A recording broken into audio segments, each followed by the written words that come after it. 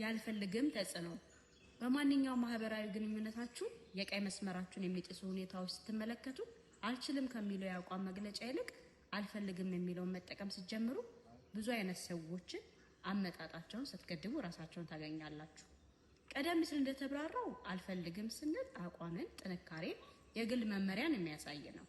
ከዚያ በተቃራኒ አልችልም በምንልበት ጊዜ ግን ሌላ ቀን የሚቻልበትን ሁኔታ ሊከሰት እንደሚችል ለድርድር ለንግግር የሚቀርብበትን ሁኔታ እናንጸባርቃለን። ይህም የእሳቤን ምላሽን ራሳችንን ሆነ ሌሎችን በተመሳሳይ ነገር የሚጋብዝ የወደፊት ተስፋ ያጭራል።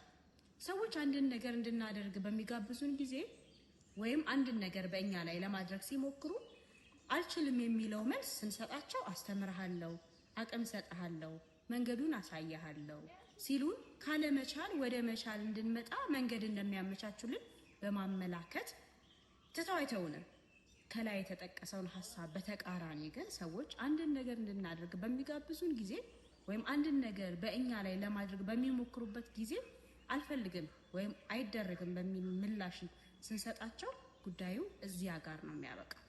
የማንችለው ነገር የምንችልበት መንገድ አለው። የማንፈልገው ነገር ግን ሌላ መንገድ የለው። ስለማንፈልገው ጉዳዩ እዛው ላይ ያበቃል።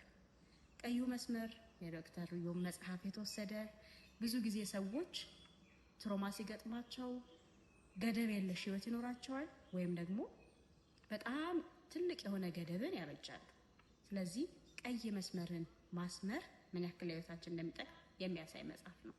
ከዛ የተወሰደ። አመሰግናለሁ።